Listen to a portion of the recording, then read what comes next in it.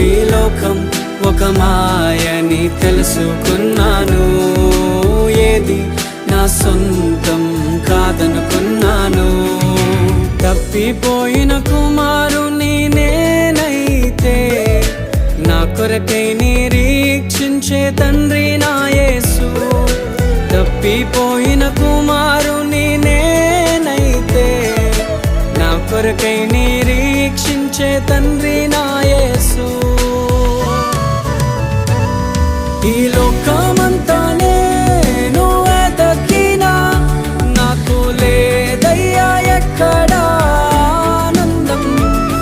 నీ సన్నిధిలో ఒక్క క్షణం గడిపినా నా హృదయం